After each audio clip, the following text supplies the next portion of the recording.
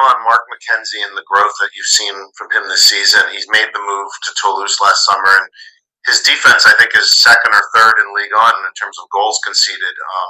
Seems to be taking big jumps.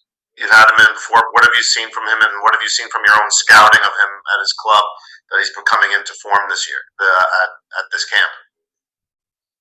I think we analyze all the performance, but I think it's really important is the feeling that we got when we were together. No, when I think that is important too, because for me, Mark is still young. When we were talking about Patrick, is Jimenez is also like Patrick, no? That is in a very it's about Mark, talking about Mark, showing a league that is really difficult to play. I was in France, and it's not easy, and of course he's a player that we really trust, and we have the confidence. That's why he's in the list. But it's going to be a position very competitive because it's Chris Richard, is Cameron, his team is too many trusty. It's too many. I think players that they are doing really well. That also we can trust, and that is going to be difficult because only we are going to for the future to call 3 or 4, depend of the composition of the squad and the balance. But I think it's going to be very competitive. He need to really believe in his condition. We like the profile. That's why we keep we call him. No?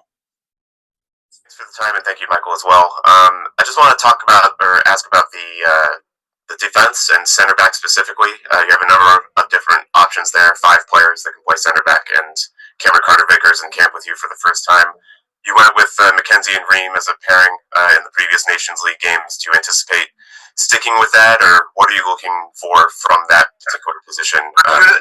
You know very well that I am a coach, that we analyze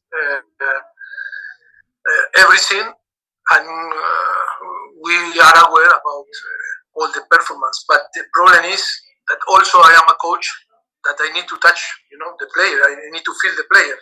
And also, we are going to wait until we arrive to the camps and to decide. Of course, that the Mark and team they were playing and are a little bit in advantage to the another. But it's going to be first training station, second training station, and then decide, the players that are going to be in the starting 11.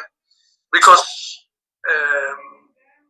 you can have a plan, because we have a plan, but after it's going to be really important how we fail the player, because also we need to consider the jet lag, player like you're going to fly Monday, going to arrive Monday. It's going to be difficult, to be really accurate in the way that in our decision, because we are going to consider it. We need to consider everything, but for sure we have a group of people working, all the staff, medical staff, performance area, sports science, coaching staff, all that they are working to try to be very, very, very focused to recover the player and to assess the player, and then to have the best decision to perform in our best way. I want to ask you about Yunus Musa being listed as a forward on this roster. Of course, we normally see him in the midfield, but I know he's played at the 10 quite a bit for Milan this season. Is that how you plan to utilize him in this camp? Do you kind of... Yeah, but don't appreciation. I think it's not important in the way that we present, the roster, because also for me it's a midfielder. It's not an offensive player. But sometimes can play number 10, can play number 7, can play, wing back, can play full back, can play holding midfielder. Musa is a player that can play in different positions. But that was a little bit technique, maybe, but don't follow in the way that the presentation was, because I think maybe it was a mistake. But we consider him like a midfielder also. Not only you, me too. A very talented player, maybe the most talented player on the roster. came in and made the difference last Nations League, was the best player in the tournament. But he's not making much impact for his club. And I don't know if you watch the Dortmund games, it's almost like he's running half speed. And I wonder what, you don't have to agree or disagree with that, but I wonder what's your message to him when he comes in? What are you looking for from him? How do you see him as a player also? Well, I think it's important for me. Like you say, I agree with you. I think his talent is there, and it's good to feel and how to help. I think one of the things to call him is because it was a great opportunity. If not, it's going to be difficult to see him. And then because I think everyone recognizes that his talent, and of course he's improving, but he needs to improve. And of course he can do better. We need to push him, but at the same time we need to understand how he think, what he like, how he don't like. I think it's important to create this relationship for the future. Is we are going to have the possibility again to join us. I think we want to win this competition, and I think he can help. That is why he's with us. But in the same time, I think he can do better. We are going to try to create this relationship, to try to discover it and how to help. Always, and hello to you, Mauricio. It's always good to see you on here. With how deep this roster was and how tough it was to pick, your thoughts of just if you had any conversations with Richie Ledesma at PSV with how the season that he's having with Ricardo before he got injured, and also Malik, and also with Serginho back. Do you view him more as a midfielder in your formation, or if he was on any future roster? Just your thoughts on that. Sorry, I didn't understand because I didn't listen to the first part of the question. You are talking about Ledesma. Yes. Yes.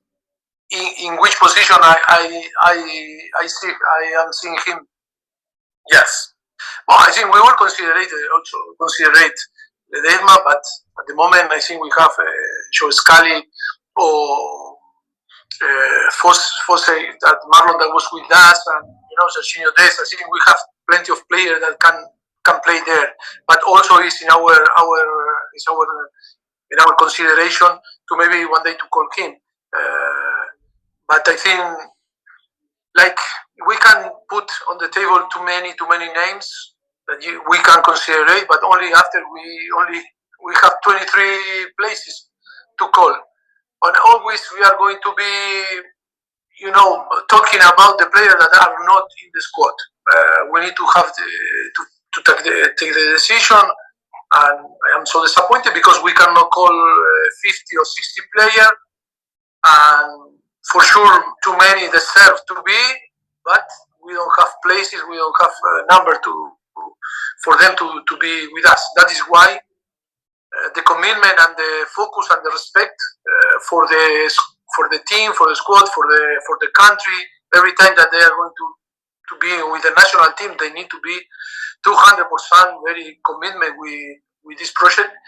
Because if not, too many players outside waiting for the same place. That is what we want to create, and of course having more options. Players need to know that we are focusing on.